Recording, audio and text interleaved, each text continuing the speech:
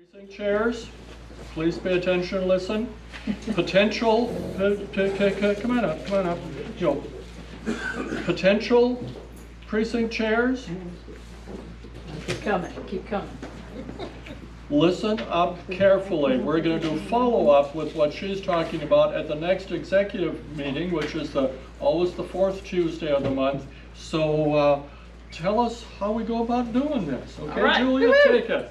Hello, Democrats. Adrian, you can't leave now. Is Adrian really leaving? I'm leaving. Y'all, that is Adrian. He used to work for us at the state party as an Ethan Clayton Fellow. He lives 3 miles down the road from here, and I have never met him until today because COVID, and we all work virtually. So I love you. Thanks, Jeffrey. I am Julia Buckner. I am the former president of the State Democratic Women. Because of COVID and some other concerns, I was the state president for 3 years, so I know many of you, so it's good to see you again. And I am the organizing director now because the state party believes in organizing every single county, and we have invested in that for the first time ever. So we were able to hire some regional organizing directors, and who until recently, we always have some financial woes at the end of every cycle, but until recently we had a slate of 10 folks who worked with me full-time that called Jeffrey and said, hey, how can we help and what can we do? So Jeffrey asked me to be here today to talk about precinct organizing. So what I want to do is give some quizzes because I used to be a teacher. So let's go. Raise your hands if you know how many people it takes to organize a precinct. Go. No, not the young people, not the young people. Well, you were sitting by the young people, sorry. Okay, we'll take you. Yes, ma'am. 5, yes, it takes 5 people. Now, a lot of people get really burnt out on that, and they're like, oh my God, I can't find 5 people. But everybody in here has 5 friends who will help you do the work. And the one thing I can tell you, and anybody who's worked in politics can tell you this, the work is plenty and the laborers are few, right? Now, I also went to seminary like Jeff, so I'm gonna preach a little while I'm up here. The work is plenty and the laborers are few, and you may have heard that in some of your spiritual meetings lately. But raise your hand if you knocked on a door this cycle. Everybody's hand did not go up. Raise your hand if you made a phone call and said, get off your backside and go vote. All right. Raise your hand if you used your thumbs and you sent some text and said, for the love of God, please go vote. Voting is open until really late tonight. Okay. There are some people in this room, and there's a lot of other things we do, other than those 3 things, that do indeed matter, but some things matter more than most. In 2020, there were, somebody guess. Pat, I'll call on you. You got a pretty hat on. How many Democrats in the state of North Carolina didn't vote in 2020 when the orange guy was on the ticket? 2 million. 2 million, that's correct. Give me a numerical answer right here. No idea. Somebody said 2,000. It's a lot more than 2,000 Democrats that didn't vote. In the back corner, somebody said 50,000. You're a precinct chair, right? Back corner? Yes. I'm the first vice chair. Oh, okay. First vice chair. Do you happen to know how many Democrats didn't vote? I do not know. In the state of North Carolina, I'm going to tell you a number, write it down. In 2020, there were 657,712 Democrats that did not vote. Right here in your county. My county? Statewide, there were 657,712. Oh, so how many? In Rowan County, there were about 7,500, a little bit over 7,500 Democrats that did not vote. Sherry Beasley, anybody want to tell me how many votes she lost Chief Justice by? 400. 401 votes. So I'm here because we teach a class called My Precinct is Organized, Now What? So it takes 5 people, get your 5 buddies together and hang out and be like, thank God I'm organized. But it's not just about, and who was it that made this chart, Jeffrey? Orland did. Oh yeah, Orland made the chart. So thank you for making the chart, it looks pretty. It actually says, like the language from the POO. The POO is what we call it. Our bylaws are called the Party Plan of Organization. So we refer to it as POO. And yes, sometimes I do use an emoji that may not be polite. But our party POO says it takes 5 people. But you know what it actually says? It says 5 active Democrats. Now, I grew up in a tiny little county way, way, way west of here. I called Jeffrey yesterday and I said, look, I'm not sure you understand. It's going to be really cold where I'm from. Are you still going to have this meeting? He said, yeah, I'm from Wisconsin. And I said, yeah, but I'm not. And it is cold here. So I left really early this morning to be able to drive across Black Mountain and Old Fort and get here. But the party plan actually says 5 active Democrats. When I was little and growing up, and my granddad was a precinct chair, and years later I became a precinct chair. And you know what I did? Now remember, we're from a tiny county. Y'all are much larger than us. And we did something that's when I told Wayne Goodwin that we did this, he shuddered. I mean, you could see it on his face, like, oh God, you are not following any directions. But sometimes when you're not in the sight and mind and heart and love of Raleigh, when you're way out in the hinterlands, you kind of do what you need to do because you know what has to be done. And we all met on one day in the school cafeteria. And my precinct, which was Tusquity, would go over back here. And then Hayesville Central would go over there. And, a couple of the other ones, Ivy Log, they go back here. And so we'd all meet in the same room, and that was our precinct meeting. And then we'd take a break for about 5 minutes and grab some food, and then we'd have our county convention. And we did it all on the same day. And just because we had 5 people, sometimes from the same family, which is also a big no-no. Hey, Julia, can you call your aunt and them, and your cousins and them, and your brother and them, and get them to come? And we'd get 5 people, and we'd sign the little form that the state party sent us. And then we'd send around and turn that back over to the state party. And the state party would say, woo, you're organized. Good job, Julia. And even though I had the best intentions, I didn't always do anything. But my precinct was organized. But I didn't knock a single door, or make a single phone call, or send a single text. So I'm standing here as a precinct chair who's totally been a failure, right? And so you have your best intentions. And all I'm here to tell you today is a little bit older. I'm almost 50.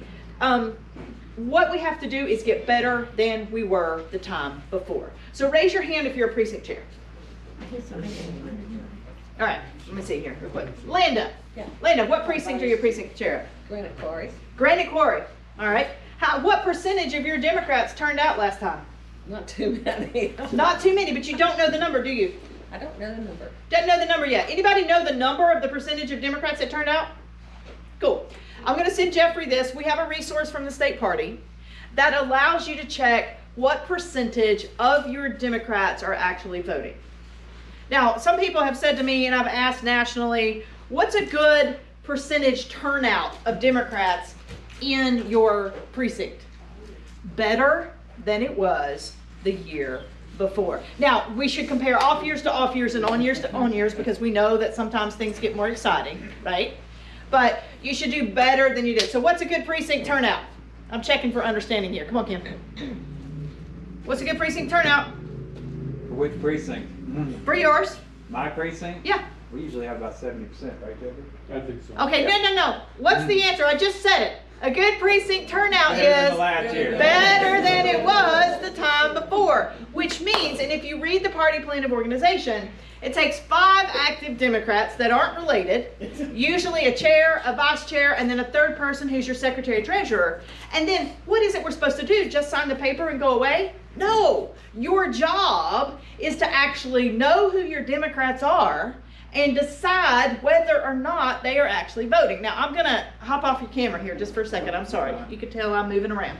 We're gonna do graphing in real life, okay? Linda, you can look at her and tell. Everybody in this corner of the room is a hardcore conservative voter, and they vote all the time. So we're gonna take a graph from 0 to 100 over here at Jeffrey. All right, this is the spectrum. People on this side of the room vote conservative. People on this side of the room vote progressive. I know a lot of y'all are like, holy crap, I'm sitting in the wrong place. But we have the capacity now for you to actually look up who your folks are and how they vote. And I don't mean, are they Democrat or Republican or unaffiliated? So part of my job is trying to fix like bad misunderstandings that we have. Raise your hand if you've ever heard, oh my God, if we could just get the unaffiliated to vote. Yep, lots of votes. Raise your hand if you've heard, oh, we just need to get the rural people a whole lot more activated. Yep. Yeah, raise your hand if you've heard, oh God, if we could just do messaging better. Yeah. okay? All three of those things are great, they have their purpose, but I'm here to tell you that we actually have data now. The most important way to refer to your voters is not whether they are unaffiliated or Republican or Democrat. On that 0, hello conservative Linda, to 100 spectrum, we need to know who our voters are and whether or not they're actually going to vote for us. Because my uncle, he's a Democrat, but if he's in your precinct, you better not go ask him to vote, because A, you're wasting your time, and B, you don't want him to vote, because even though he's got a D by his name, he's actually hanging out over here with Linda. Right? He's never ever going to vote for a woman or a progressive Democrat. And when I say progressive, I'm not comparing like Bernie versus Hillary. I'm saying like Trump versus the Democrats, okay? All right? So we have a scale that allows you to determine where people fall on a support metric. And we also have a scale that allows you to determine from 0 at the back of the room to 100 at the front of the room whether or not people actually vote. Right? So if Linda is a hardcore conservative, but she's on the bottom end of the graph and she votes all the time, is it worth your time to go talk to her? No. I'm not saying it wouldn't matter. Maybe you would be the God's given choice, and maybe if Jeffrey Hoy came to your house, he could say, honey, I know you've already voted for Trump, but by God, this time we're going to vote for Hillary. Okay? I mean, maybe he could be the one to convince you. But we have limited time and limited resources, so what we need to do is graph our precincts out, figure out where our people are. Now, maybe in Rowan County, I'm sure it's better than it is in my county, right? Maybe in Rowan County, a lot of your unaffiliateds are actually progressive, are they? No. Okay, all right. In my county, my home county, and God bless her, Carol Larrabee, may she rest in peace. Carol, one year, this was in 2014, said, we need to knock on every unaffiliated. And I tried to talk to her, and I was like, Carol, please, I don't think we need to do that. And to her credit, she did. They knocked on something like 85% of the unaffiliated doors in the county. All right. And what did they find out? That most of the unaffiliateds in Haywood County are actually conservative voters who just didn't want to register that way. Right? So when you think about being a precinct chair, the first thing you got to say, hey, is somebody laying that on my heart? Whether that's Jeffrey or another precinct chair begging you to organize your precinct. The problem we do is we say, oh, you don't have to do anything. You just have to sign the paper. Please sign the paper. Jeffrey, you got 41 precincts? Yep. Are they all organized? Nope. All right, so the first thing is we need you to stand up and say, I'm going to organize my precinct. So how many of you actually have no idea what precinct you're in? Come on, be brave. All right. I know you just moved here, right? No, I moved here now. Oh no. So if you don't know what precinct you're in, you can go to, right now, you can pull out your smartphone. You can go to bit.ly. I didn't win the lottery last night. If I had, I'd have brought everybody smartphones, including our party secretary. But enough about the funny jokes. Thank you for laughing. bit.ly/NCDEM precinct. And it's a state board website. You put in your first name, your middle initial, your last name. You type in 73 for the year you're born. You put in your county, Haywood. Sorry, I was born in 73 and I live in Haywood. And it'll pop up your voter registration and you can click on it and it will tell you what precinct you're in. So, I used to do this as a Democratic woman, but I'm going to do it now. I want everybody to look to your left and say, be a precinct chair. Go. Now look to your right, or the other left, and say, be a precinct chair. So, Jeffrey, how many precincts do you have that are not organized? About 20. 20 precincts. About half of your precincts are not organized. Now, I started with some math at the top of the time, and I'll finish with this. In 2020, 657,000 Democrats in North Carolina did not vote. If every precinct had just done 1% better, it would have been an additional 26,000 Democratic votes. Beasley only lost 401. Had Rowan County just done 1% better in 2020, you would have had an additional 254 votes just right here. Not to mention all of the other counties, some of which are much larger, right? So one of the ways to think about precinct work is, yes, you have to have a person, a chairman, a chairwoman, and a first vice, and a secretary treasurer, and then you need 2 other folks to fill it out. But the other way to think about why do you organize precincts is because it's your job as the precinct chair to tell the folks in your neighborhoods in that precinct to get up off their backsides and go vote. And the work is plenty and the laborers are few. So when you have a precinct that is organized, then that adds to the totals that you can give to statewide candidates like Jen Mangrum or Lieutenant Governor candidate Yvonne Hawley, right? Or this time U.S. Senate candidate Sherry Beasley, right? When you don't have an organized precinct, that's the first problem. So first we got to find 5 people in every one of those 22 precincts that aren't organized. Can we commit to at least trying to organize half of those? Yes. I'm waiting for some yeses. This is the amen corner time. Okay, all right. The other thing I want to say is your job, right, as a precinct chair or a vice chair or secretary treasurer is to start talking to your neighbors. So in 2014, I lost the state Senate race I was helping to run. We lost by very few votes, and it was heartbreaking because I pulled up the list of Democrats who didn't vote, and my dad was on that list. Now what you don't know is that my father has never voted, but my aunt was also on that list, and she usually votes, and she just forgot and didn't get around to it. And I was chastising myself. I will never forget how that felt. And I drove home to Hayesville, Lake Chautauqua, far western North Carolina. If you're familiar with the Murphy to Manio, I grew up from the Murphy side, right? Little town called Hayesville. And I walked in, we had a Starbucks for the first time. And there were 2 people I knew standing in line at the Starbucks chit-chatting about their mocha latte teas or coffees or whatever it was, chai latte tea and a grande caramel mocha or whatever. And I happened to know them because I grew up there and taught school there. One was a diehard Republican and one was a diehard Democrat, and they were both chit-chatting about the coffees. And we've got to start talking to people because politics matters and policy matters. I never thought I would be in politics. I was telling a couple people this story. I was a teaching fellow. I went back to teach in my hometown. I taught high school science. I loved it every summer. While I taught, I worked at a nonprofit called the Hinton Rural Life Center. I'm United Methodist, grew up conservative Baptist, learned to read, became Methodist anyway. Sorry, thanks for the jokes. I'm here all day. But I kept wondering. I worked in a situation similar to Habitat. And I would, every summer while I was teaching, we would go out and we would paint houses, we would build a wheelchair ramp, we would fix a leaky roof, we would fix a little bit of electrical problems, or maybe that sink that was leaking it underneath. And the people we worked with were suffering from generational poverty. And the American dream, a little bit of extra change in your pocket, 2.4 kids and a white picket fence, those were not possible for them. Generational wealth is not a thing that happened. The kids I taught even, they would live in grandma and granddad's falling down old farmhouse because they didn't have enough equity to build their next house. You know, they may be able to pull a trailer home onto the land, and so that was actually looking up for them.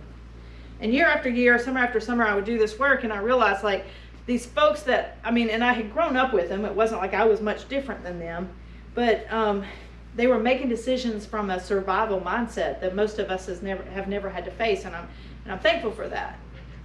But I realized that the General Assembly was taking great pleasure in making life a lot more difficult for my people. I was, anybody in here go rafting before? Have you gone rafting, kayaking, any of that stuff? Yeah. I grew up on the Nantahala River in Lake Chautauqua. And I was sitting on the river one day. I was stuck behind a transfer trailer that had gone the wrong way. And I had just read this article by Jim Wallace, Sojourners magazine. And in that article, he had quoted something about, like, he was quoting someone else, and he said, you can keep pulling bodies out of the river, but eventually you got to go upstream and see who or what is throwing them in. And here I am sitting at the river waiting for the transfer truck to figure out what strange move it needed to make. I was at the Nantahala Outdoor Center, and the rapids were just going crazy. And so people were falling out of the rafts. And, you know, Ken's out there, like, pulling them in, right? Like, there's some rafting guys out there pulling everybody in. And I thought about the General Assembly, and all they're doing is taking great callous pleasure at rocking the boat for the North Carolina people.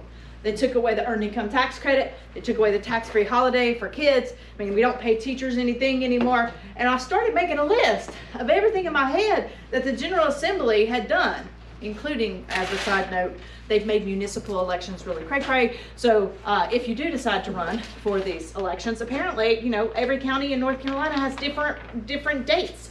I was coming down here and I was like, it's 222 days until the next election because that's when municipals are. But that's actually because some counties in North Carolina have August voting and you guys have a November election, so it's a little bit different. So the General Assembly likes to keep me jumping. But we have to fight back against the policies.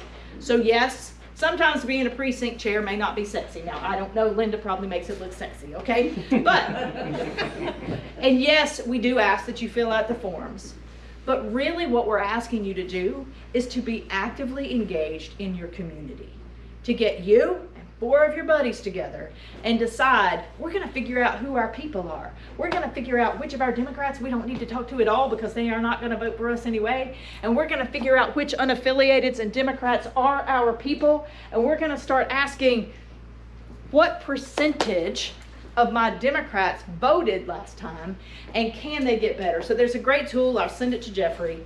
You can look up your precinct and compare it to 18. And you can say from 18 to 22, how did my precinct do? So right now, who right here is from, I was gonna say the whiskey precinct, I'm sorry, I meant Scotch Irish. Who is from the Scotch Irish precinct? Right there. Are you the precinct chair? Yes. Everybody what's your name? Michael Stringer. Michael Stringer did a great job because his precinct actually showed a huge amount of change. I think you have the number 1 or the number 2 highest Democratic turnout in all of Rowan County.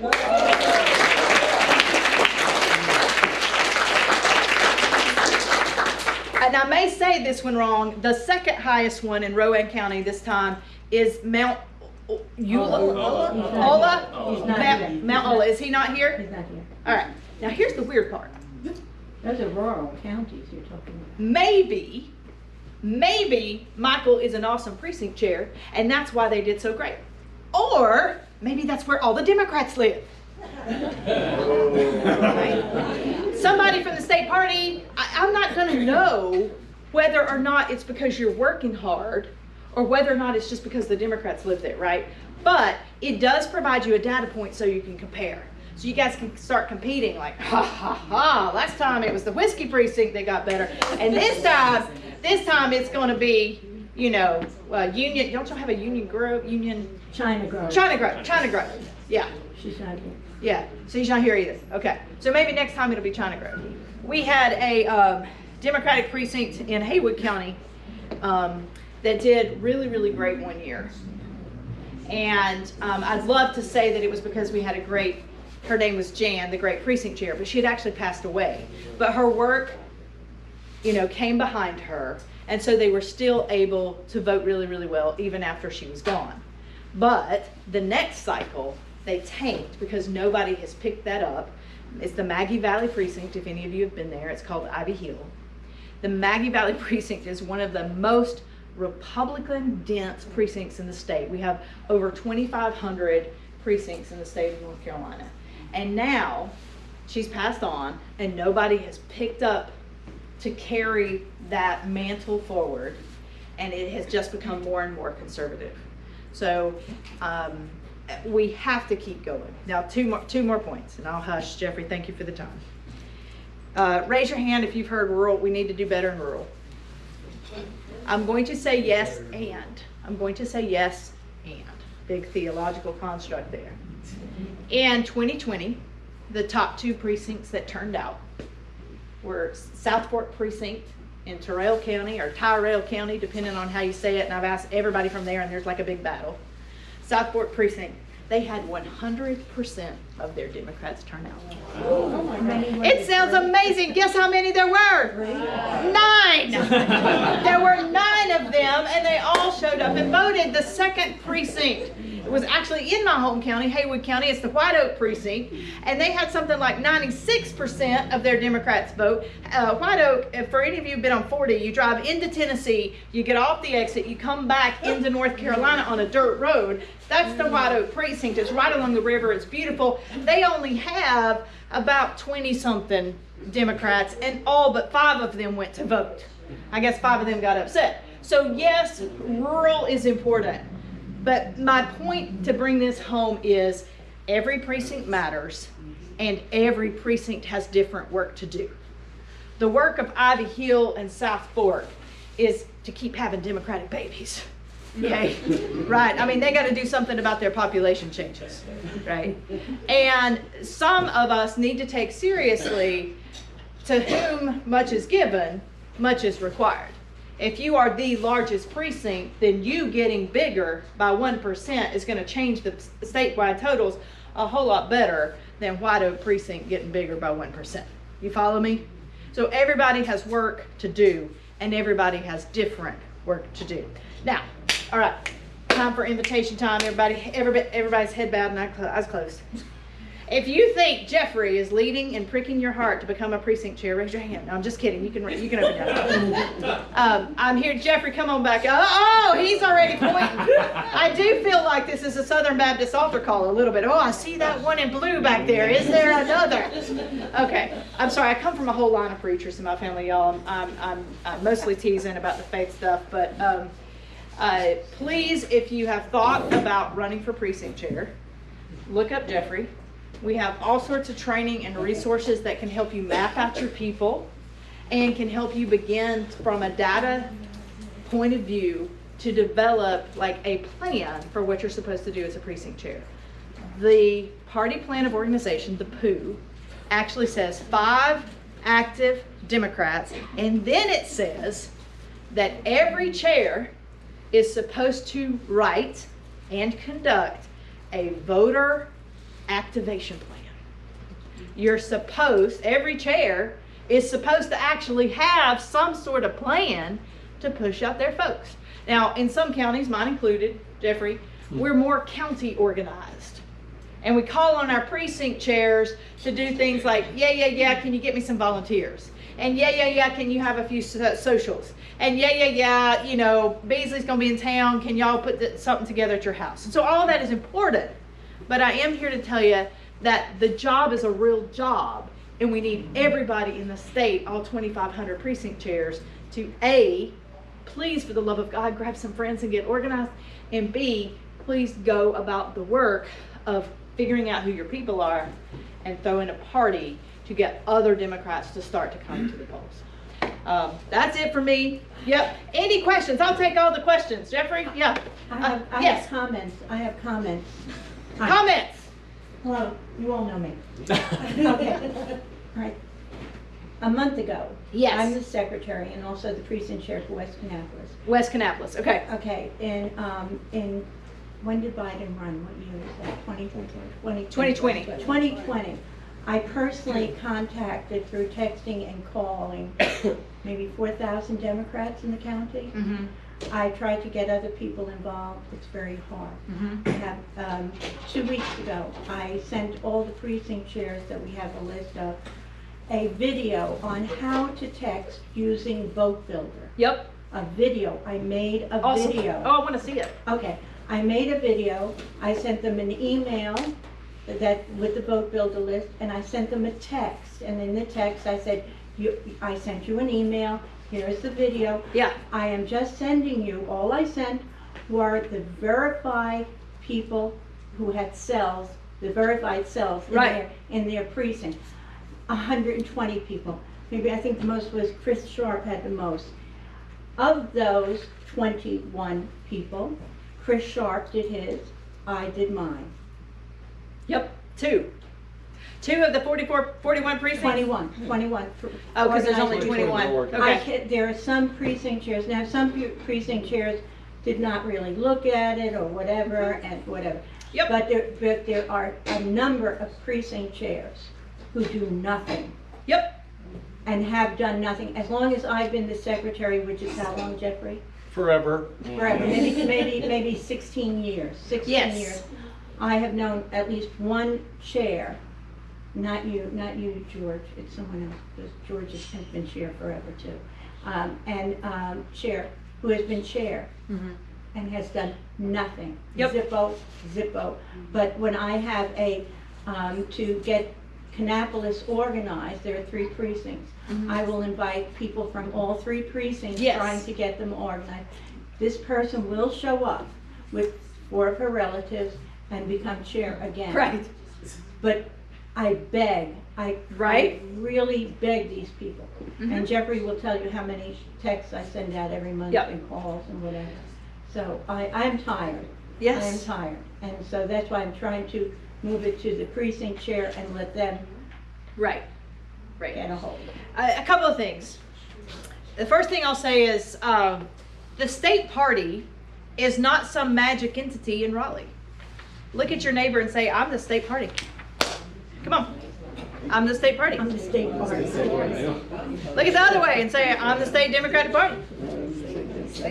There is no magic wand. If Anderson becomes chair, she's not going to have a magic wand. She's still going to need you to do all of the things that I've just talked about. This is a weird time in our history. Everybody and their brother throws their hats in the ring to run for chair. So be it. I've been through this for like 20 years now. So be it. But regardless of who is sitting in that chair, they still need all of us to do the work. Now, also, I'm an old science teacher. Work equals force times distance. Yes. If you are begging people to send texts for you and they're not sending those texts, then you got to find some other way to do it. And I don't have a magic answer for you other than you still got to do what you could do. So there's some people you're never going to be able to motivate. I will say, in the class that I teach on this, I have a slide and it just has a lot of party stuff. And people are like, why'd you put that slide in there? Is that a mistake? And I say, no, because here's the deal. Jeffrey, I got to go later down to the nursing home to visit Maud and Ann or May and Anderson. You want to come with me to the nursing home?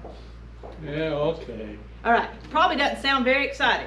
And so we shoot ourselves in the foot a little bit when we say, oh, please organize the China Grove precinct. I just need you to sign the paper and you don't have to do anything. How many of you have heard somebody say that? Yeah. So, first of all, don't do that as chair. I wouldn't do Right. that. Right.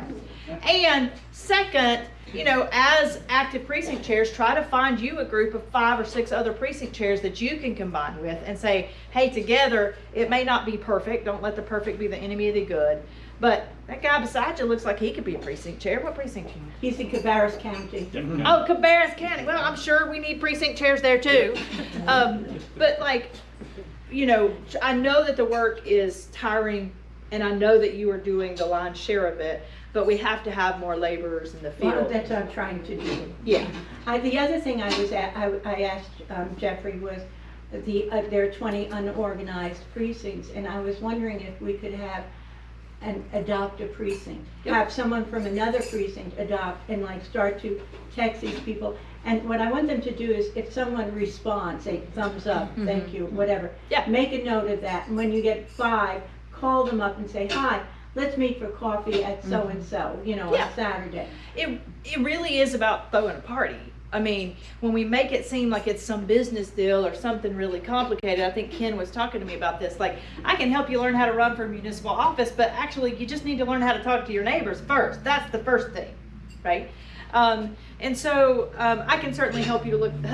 There are a lot of tools that the state party can offer you. For example, if we come over here again, precinct window for organization is anytime. You can organize your unorganized precincts anytime you want to, but we have an official time where we try to get them organized. And you can come over here to this end of the spectrum and say, I want to see all the really cool, good Democrats in Rowan County in my precinct. I want to see all the people that have 90 to 100 scores. They are really, really the best ones ever. And I want to see all the people that vote 90% or ever. I want to get the core group of folks. We can set you up a phone, we can set you up a script so you can invite the people to come to your precinct meetings. We can set you up a phone bank so that you and all of your buddies can phone bank just into that group, right? One funny thing, it goes against my heart, right? Because I want to know why the heck my aunt decided not to vote, right?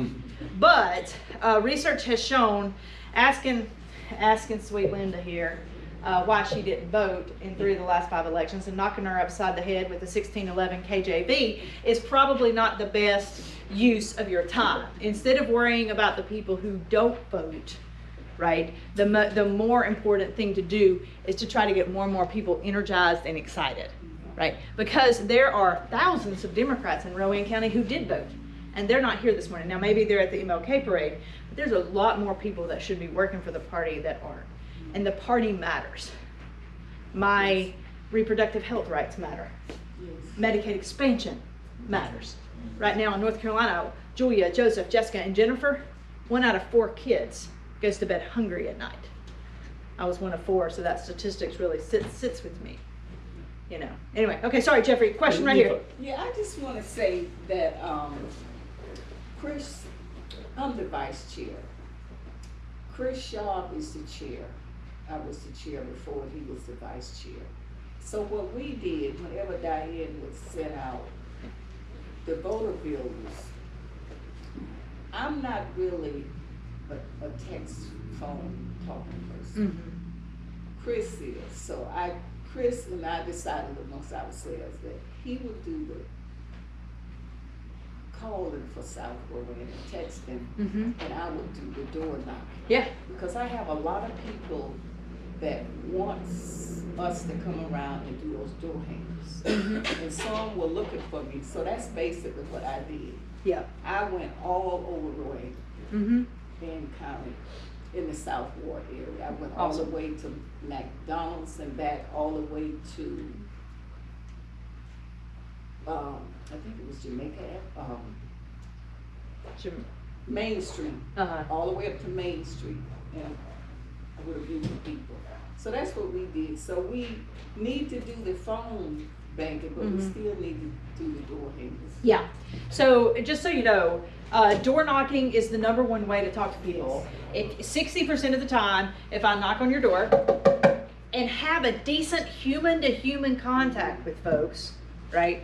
And further, if I'm not quick about it, if I'm not like, hey, you're gonna vote for Beasley, thanks, see you later, here's a flyer, right? That doesn't really do any good for Sherry Beasley. But if I actually say, hey, I'm out here because I'm talking about the infrastructure plan, you know, what do you think about it? And I actually shut up and I listen to what Jeffrey thinks and I let him tell me, well, I think it's great, or maybe I think it's terrible. He can tell me it's terrible.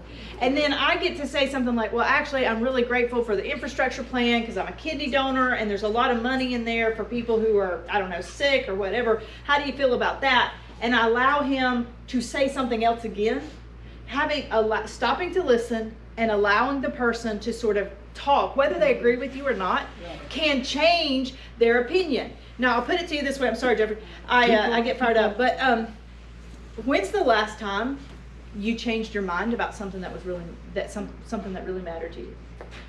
I was talking to a friend of mine, Terry, a couple of days ago, and she was talking about her grandson, who may or may not be transitioning. He's not sure yet. He's thinking things through. And I thought 50 years ago, I don't know if Terry would have been as open and progressive as she is now. So she's obviously changed her mind about that issue. And I got to thinking, like, Linda, really, I've been teasing you a lot, but could I ever convince you to vote for Donald Trump? Oh, yeah, HE double hockey sticks, no. But what we often do when we knock on a door is we try to target the people in the middle, and then we run up to them and I'm like, hey, I need you to vote for Beasley, or hey, I need you to vote for Kay Hagan. And I don't actually give that person, what's your name? Colton. The opportunity to tell me how they feel about anything, right? And so I need to give them the opportunity to talk back to me. 60% of the time, if you knock on a door and talk to somebody, it will change their mind. Yes. Right. All right, question from the back. So knocking on the doors is the most effective. Yes. After knocking on the doors, phone calls. The problem is you get more people at home with a phone call than you do a door. So we have to combine those methods. Yes, ma'am. So I'm just a little confused. Okay. All of this data that you're talking Yep. about is extraordinary that you have about the independence, the this, Yes, that, yes. the votes and how they vote, whatever. Yep. Has already been on the state website. Is that correct? It's called Vote Builder, and you can have access to it if you're a precinct chair. It's kind of up to your county chair, but I can help you get access to So it. what I'm saying is I've done Vote Builder and I've done a lot. Yes. But it seems to come to me from the state or the county. So are you asking us to help our precinct chairs, who's Pete here, and I'm one of the officers of our precinct? Yep. Are you asking us to sort of extrapolate that information just for our precinct? I'm telling you, I'll do it for you. I'll do And it. so we can organize just Yes. concentrating on our Yep, precinct. you can actually pull a list that's just for Rowan County. What's your precinct name? 35th. Just for the 35th. And then you can match people, you can, it's called a crosstab. You can graph people out to see who they are. And then once you have that graph, you could actually look and say, oh my gosh, who are the Democrats that didn't vote? And maybe you're gonna forget about these down here, but you might wanna figure out like, well, who are these people that have a score of above 50 that for some reason decided not to vote? And the only thing I'm so stuck on data, I mean, I am an old science teacher, but I had a guy come to one of my classes. I love him, but God love him. He was so proud that he had opened up a Facebook group and he'd been doing a lot of Facebook ads to reach the millennials. Now that in itself should be humorous, but he was doing some Facebook posting and he was very, very excited because he was going to reach all the millennials in his county that didn't vote. And I said, well, that's interesting. And my gut was telling me a different story. I said, let's look up the people in your county that didn't vote in 2020. They were like 90% of them were 65 and older. I mean, actually, that's who kind of uses vote builder. So maybe he was okay with his efforts, but I just want us to actually start knowing what our numbers are. Are they better than they were the time before, right? And we can help you develop a plan for like, maybe you're thinking I'm crazy. Maybe what you want to do is postcards. Okay, that's fine with me. But let's do postcards and then let's determine, did that actually make a change, right? Maybe what you want to do is texting. Great. Let's do texting and then figure out of all the people we texted, did they actually show up to go vote? And it takes 7 times for somebody to convince you to do something different than you've done before. It would take me 7 times to convince this woman over here that Trump was a good guy and we ought to vote for him again. Lord, it kills me to even say that sentence. But the reason why candidates raise a ton of money and put it on television and then put it in mailers and then drop it into texting or social is because they are trying to touch you, the voters, as many times as they can. And field work, which is all the door knocking and the phone calling and the texting, that only moves an election 2 to 3%, and I'm being really gracious. What can move them more than a random volunteer at their door is when you, their neighbor, show up at Starbucks and instead of talking about the mocha, you actually say, gosh, I hope you'll vote in that school board election. Because Lord knows, right, we don't need blah, blah, blah, we need blah, blah, blah. Our kids depend on it. It is you as a neighbor that can change people's hearts and minds, right? So, all right, any more questions?